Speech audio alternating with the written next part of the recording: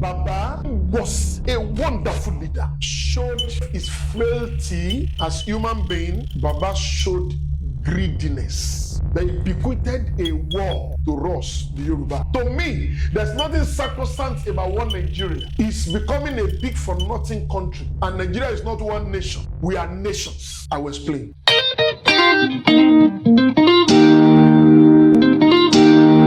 This talk gives me a kind of mixed feelings. One of the greatest leaders God has given Africa, and especially Nigeria, was Chief Obafemi Awolowo. I personally benefited from his free education. But Baba showed two things. Number one, he showed his frailty as human being who didn't know all or see all. And number two, Baba showed greediness. I will explain. In 1952, or thereabout, the British government offered to give Western Nigeria, as it was called then, an independence on our own. The northern part said they were not ready, the eastern part was not ready, but the western part was ready. And they said, okay, if you need the independence, take your independence and go. The Baba felt that no, it's good to go together, at least to become the giant of Africa. And he refused to take Western Nigeria out of Nigeria, despite the offer given to him. Now,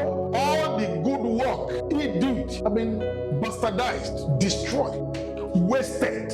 Most of Baba's legacies have been eroded. During his reign as the premier of Western Nigeria, come and see so many companies. The Nairobi of this world, the Oluwa Glass Company, the cocoa industry, the Ikeja Industrial Estates, Oluyole Industrial Estate, Bodija Industrial Estate, and many others. Apapa Industrial Estate, Apapa Industrial Estate. The man was a wonderful leader. They bequeathed a war to us, the Yoruba, today. And what is that war? Is a war we are fighting, the war of existential threats. Not to become slaves, if not totally obliterated in our father's land. Baba himself said one day to the northern Nigerian leaders, political leaders, he said, let your children go to school. Don't have the time the Fulani oligarchy that wanted to pocket Nigeria today then subjugated the Hausas. They didn't allow them to go to school. They put them in Almajiri schools. They taught them to Islamic schools and taught them to Almajiris. Baba Awolowo said, these children you did not allow to go to school today,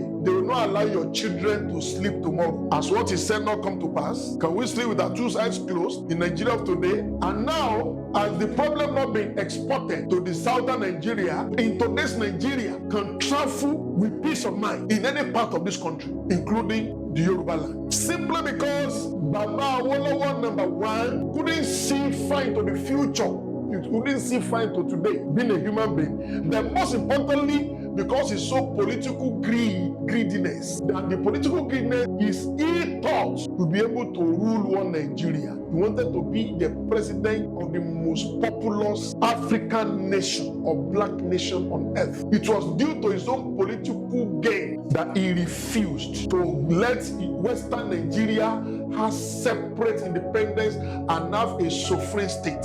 Having said that, the war is now at our doorstep. Take it or leave it. If the things continue unchecked, in another 10 years, the Hausas and the Fulanis, they will take over Yoruba land, especially Lagos. They are already taking over. Go to any area from Giwa to Ishaga to Abule Egba to Oshodi to Mile 12 to Ojuelegba to Iba to Apapa. They are the one there. And they are violent people by culture. Yoruba is not called violent. The Yoruba people, we are peaceful, we are peace-loving, we are accommodating. But now they are using those values of Yoruba to work against us. Now, one German philosopher said, we learn from history that people don't learn from history. And that's why I want to speak to our present political leaders, religious leaders, and traditional leaders or rulers. That the war Chief Obafemi Awolowo bequeathed to us should not be allowed to continue.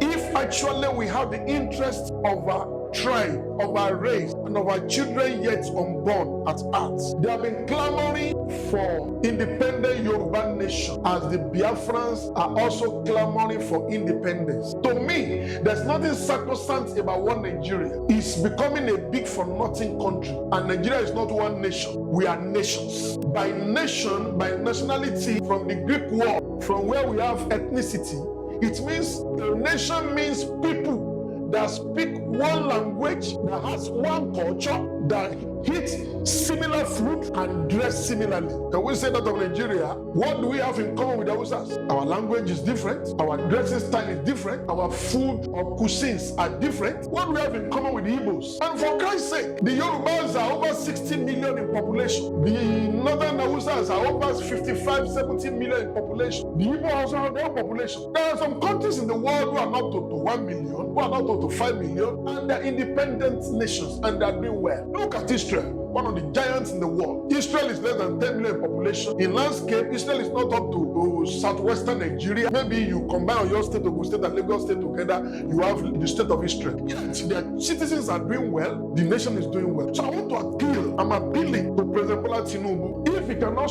pretend on breaking up Nigeria, let us pretend on giving us through regionalism, regional political entities. Let each region develop at their own pace. Enough of Northern Nigeria dragging us and holding us back. They are wasting our talent, they are wasting our children, they are wasting their life, they are wasting their time, and the situation is becoming unbearable. If the youth of this Nigeria rise up today, most of these political leaders will run away. I'm telling you, you won't be able to contain it. So before it becomes a snowball, or before it snowballs into big crisis, let those who matter in Nigeria sit down together and deliberate, either to break up Nigeria or to give us true federalism that will make each region to develop at its own pace. The Lord bless you. Thank you.